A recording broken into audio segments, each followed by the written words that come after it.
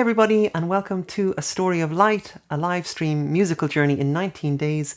Today is day 14, so we're 2 weeks into it. It's kind of hard to believe. So thank you all for joining me on this big adventure.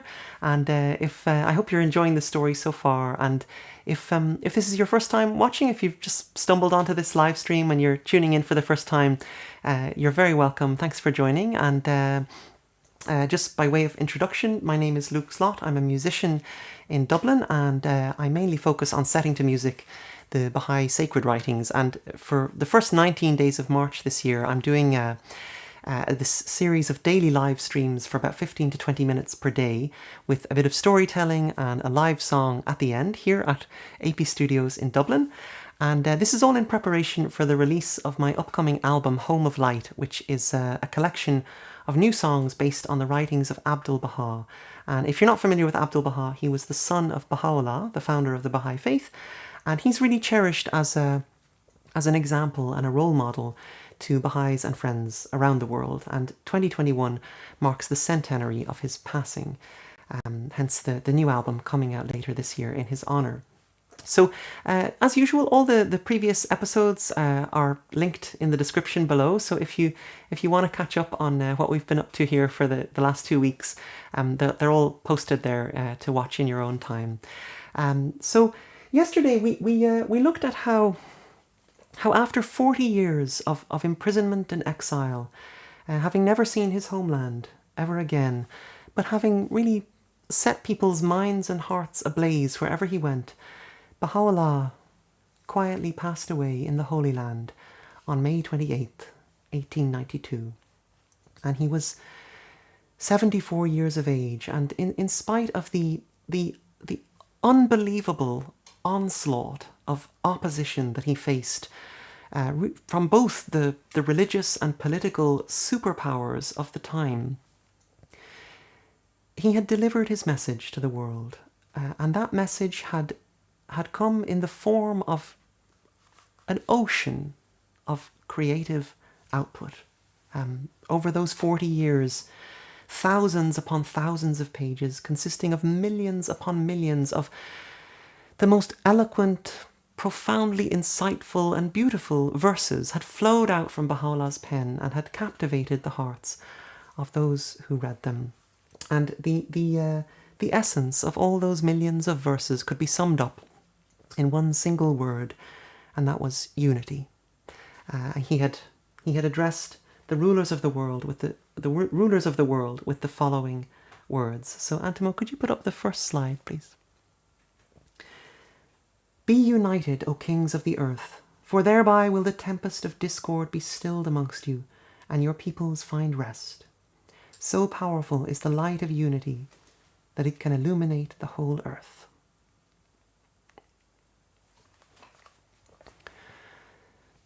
So a few days ago, probably maybe about a week ago, I mentioned how I'm just kind of losing track of time with the days.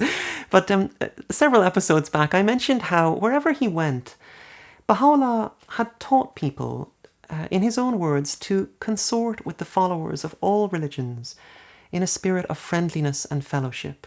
And he had enabled people of different religions to perceive the spiritual beauty in all religions, to love the light in whatever lamp it shines.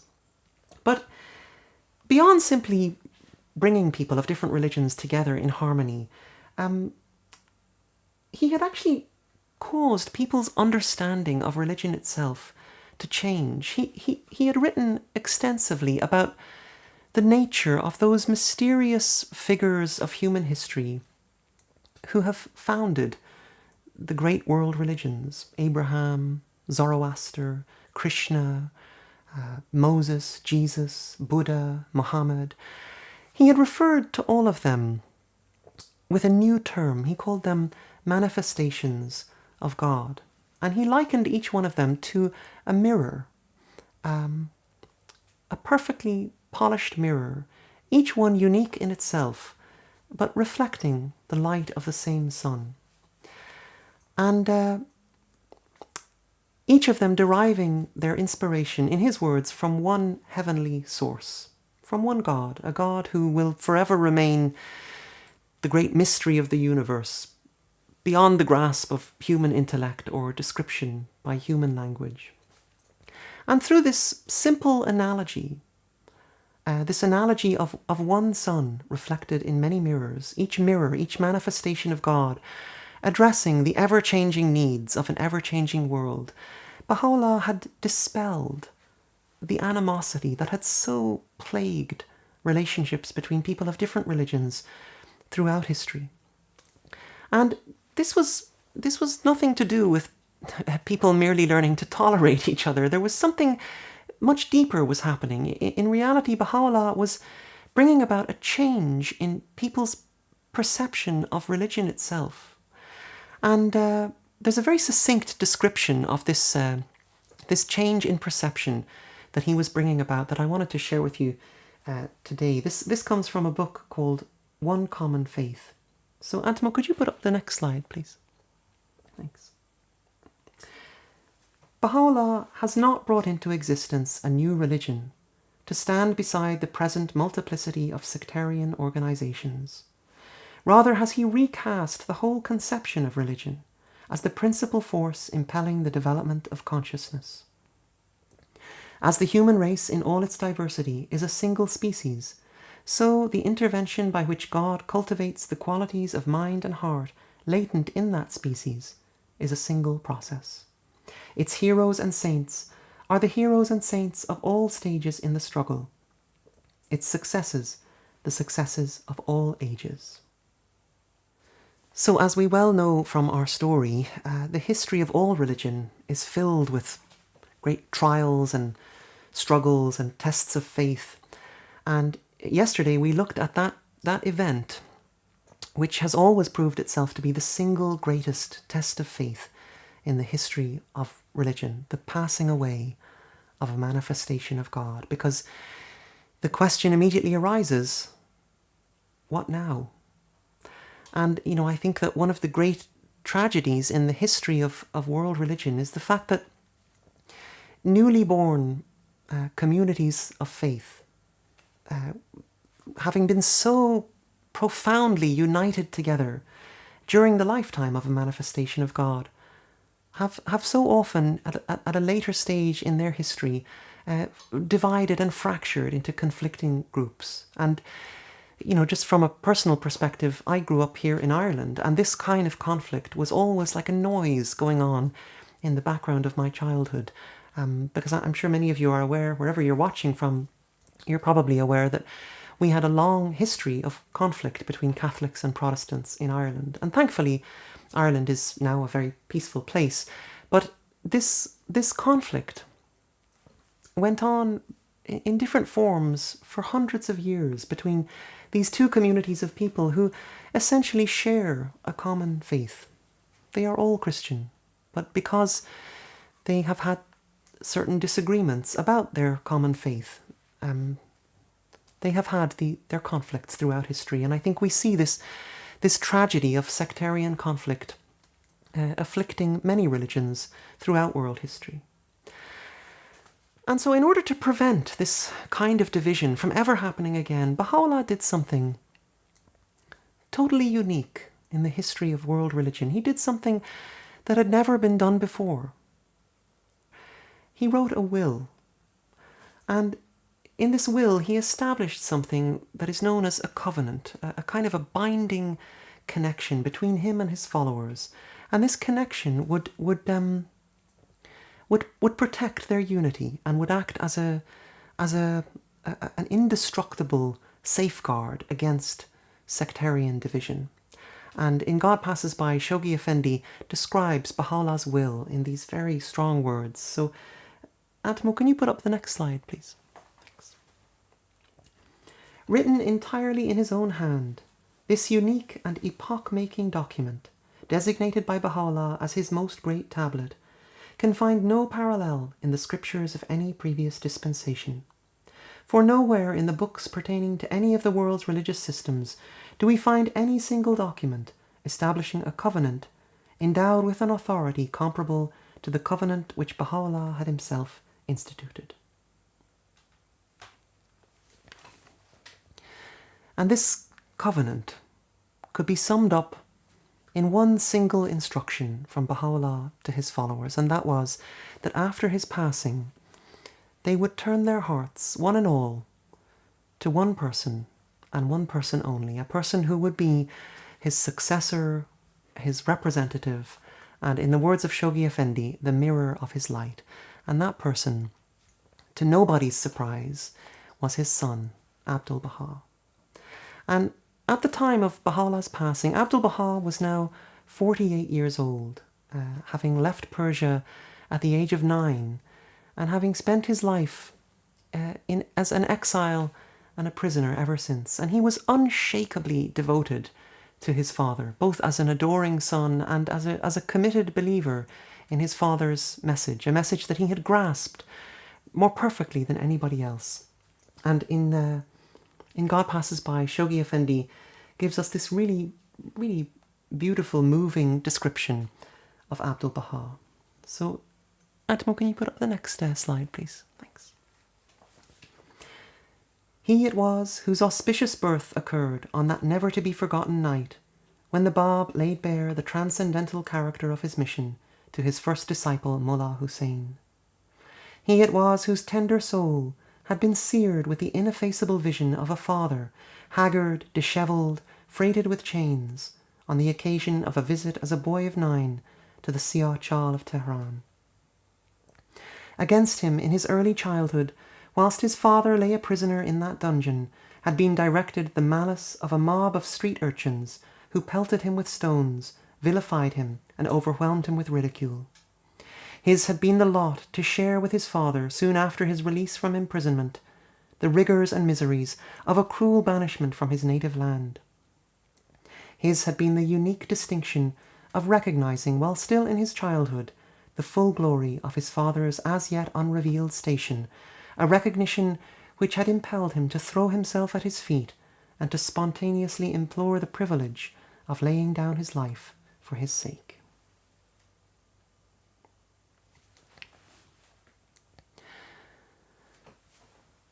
But beyond being designated as Baha'u'llah's successor and the centre of his covenant, Abdu'l-Bahá had really grown up to become the embodiment of everything that his father had taught. Baha'u'lláh once wrote, "It is incumbent upon every man of insight and understanding to strive to translate that which hath been written into reality and action." And Abdu'l-Bahá had done just that. In fact, he had not only translated all of his father's teachings into reality and action, he had also become a living example for others of how to do that. He genuinely perceived all human beings, in his father's words, as the fruits of one tree, and acted accordingly. He consorted in perfect sincerity with the followers of all religions and none. He saw women as being perfectly equal in importance with men, and he treated them as such. And so really, of all the books that Baha'u'lláh wrote, this son that he raised was like a living book, a living example of all of his teachings put into practice. But, something that something that I in more depth is that I think that Baha'u'lláh was not simply appointing Abdu'l-Bahá as his deputy, nor was he even really taking any credit as a father for his role in raising a child of such outstanding qualities. He seemed to be implying in his writings that Abdu'l-Bahá's very existence was something unique in itself, something mysterious, something that had never existed before. Baha'u'lláh made it clear in his writings that Abdu'l-Bahá was not a manifestation of God, but he was neither to be understood as an ordinary human being. His role in the world was a role that had never existed before. And for this reason, Baha'u'lláh referred to him by the title, The Mystery of God, because Abdu'l-Bahá was a human being who was endowed with the wisdom and knowledge of a manifestation of God. And while the manifestations of God were like mirrors reflecting the sun, Abdu'l-Bahá was, in a sense, the mirror of the mirror. And so for today's song, I'd like to sing for you some words that Baha'u'lláh wrote addressed to Abdu'l-Bahá. And I think these words really express this extremely strong bond of love that existed between the two of them.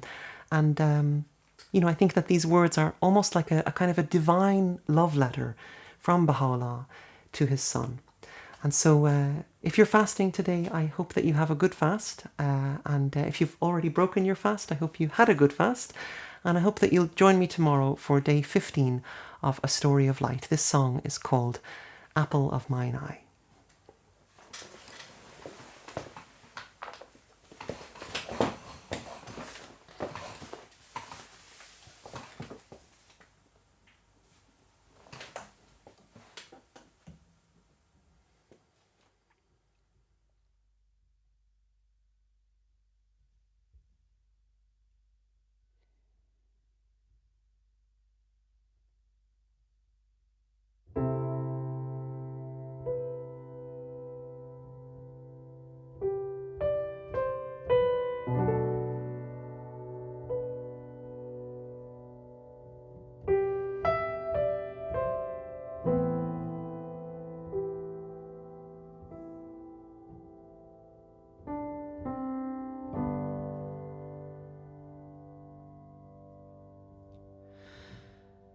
O thou who art the apple of mine eye,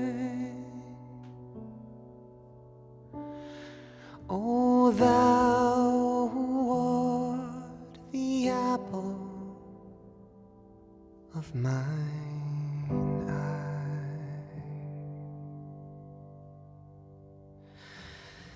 my glory,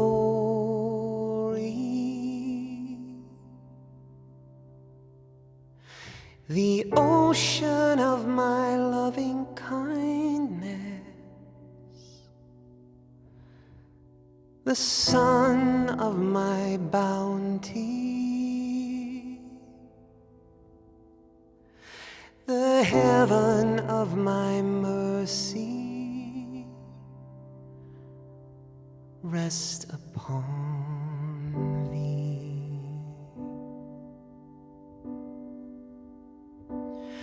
We pray, God, to illumine the world through thy knowledge and wisdom.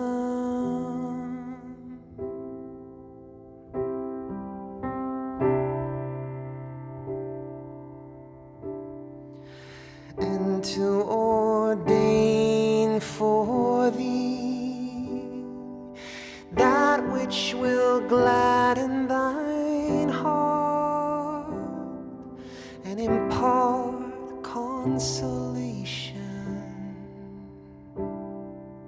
to thine eyes. We have made thee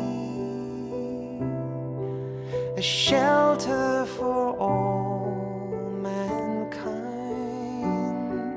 a shield unto all who are in heaven and on earth.